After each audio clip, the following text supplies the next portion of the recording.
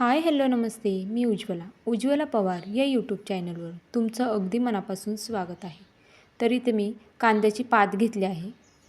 तर आपल्याला कांद्याची पातीची भाजी बनवायची आहे. तर ही पात कशी निवडायची हे मी तुम्हाला दाखवणार आहे. तर अगदी कवळी अशी ही पात आहे आणि अगदी ताजी ही पात आहे. तर पाहू शकता इथे अशी एक पात घ्यायची आपल्याला आणि तिचं जे पाठीमागचं इथं बघा छोटा कांदा आहे, त्याच्या पाठीमागं जे हे आहे ना ते आपल्याला कट करून घ्यायचं आहे. तर अशा पद्धतीने आपल्याला ही पात निसून घ्यायची आहे. तर पाहू शकता अशा पद्धतीने आपल्याला हे काढून घ्यायचं आहे. आणि जर ह्याच्या पुढे जर हे शेंड्याला जर पिवळे पडले असतील किंवा खराब असतील तर ते असे खुडून घ्यायचे आणि ह्याचे असे 2 भाग करायचे म्हणजे आपल्याला आहे ना कापायला सुद्धा सोपी पडती. पाहू शकता अशा पद्धतीने. आता ह्याला मी एका प्लेटमध्ये ठेवून घेते. तर अजून एक पात मी तुम्हाला दाखवते कशी निसायची. तर पाहू शकता ह्याच्या पाठीमागचं आपल्याला हे देठाचं कट करून घ्यायचं आहे. हो का, अशा पद्धतीने आपल्याला ही पात निसायची आहे. जर चॅनलवर नवीन असाल तर प्लीज एक लाईक एक सबस्क्राईब नक्कीच करा. नवीन यूट्यूबरसाठी तुमचं एक लाईक एक सबस्क्राईब खरंच खूप लाख मोलाचं असतं. तर पाहू शकता असे ना 2 तुकडे करायचे आहेत आणि याच्या पुढचे शेंडे आपल्याला काढून घ्यायचे. जर खराब असेल तर काढून घ्यायचे, नसेल तर ठेवायचे तसेच. तर अशाच पद्धतीने मी सर्व पात निसून घेते.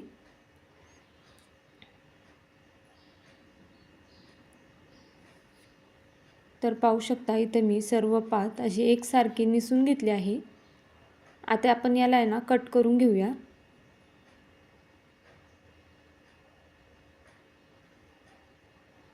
हो का, अशा पद्धतीने आपण आहे ना ह्याचे थोडे असे पात घेऊन कट करायचे आहेत.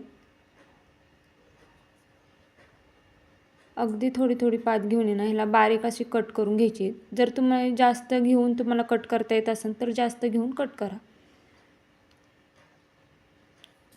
पाहू शकता अशीच या पद्धतीने आपण सर्व पात कट करून घेणार आहोत. खूप छान लागते ही पातीची भाजी. मला तर खूप आवडते. तुम्हाला देखील आवडते का हे मला नक्की सांगा कमेंट करून.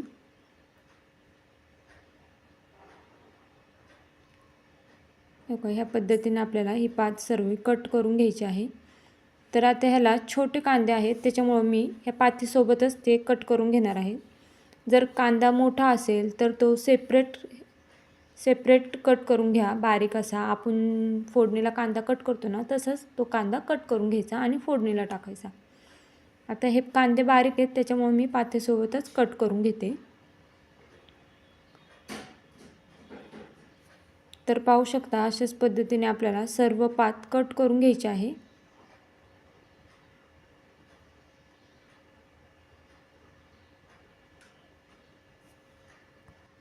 तर पाहू शकता इथं मी सर्व पात कट करून घेतले आहे. आता याला आपण धुवून घेऊया स्वच्छ. तर इथे गॅसवरती कढई ठेवून त्यामध्ये मी 1 पळी तेल घातले आहे. तेल गरम झालं की यामध्ये आपल्याला मोहरी घालायची आहे. मोहरी तडतडली की यामध्ये आपल्याला जिरे घालायचे आहे. जिरे देखील फुलले की यामध्ये आपल्याला लसूण घालायचा आहे. तर इथे मी 5 ते 6 पाकळ्या लसणाच्या बारीक कट करून घेतल्या आहेत. आता लसूण परतला की यामध्ये आपल्याला हळद घालायची आहे.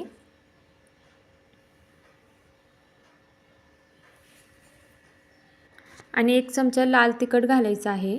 लाल तिखट घालताना व्हिडिओ स्किप झाला आहे त्याच्यासाठी सॉरी.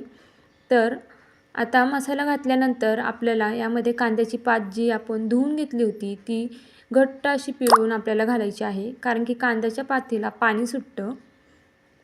आता हे सर्व छान असं मिक्स करून घ्यायचं आहे. तर पाहू शकता कांद्याच्या पातीला हळूहळू पाणी सुटायला लागले त्याच्यामुळे ती अशी घट्ट पिळून घ्यायची. आता यामध्ये मी मुगाची डाळ घालत आहे. मुगाची डाळ 5 मिनिटं मी भिजत ठेवली होती. आता ती आपण यामध्ये घालून घ्यायची आणि सर्व मिक्स करून घ्यायचं आहे.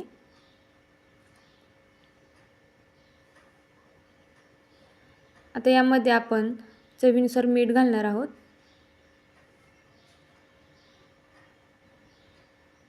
मीठ घातल्यानंतर हे सर्व छान मिक्स करून घ्यायचं आहे आणि याला 5 मिनिटं आपल्याला शिजून द्यायचं आहे. झाकण न ठेवता आपल्याला हे शिजून घ्यायचं आहे.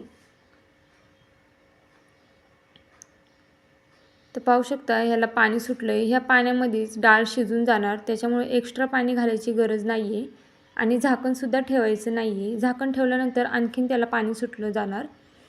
तर पाहू शकता 5 मिनिटं झाली आहे. आता आपण चेक करूया आपली डाळ शिजली आहे का.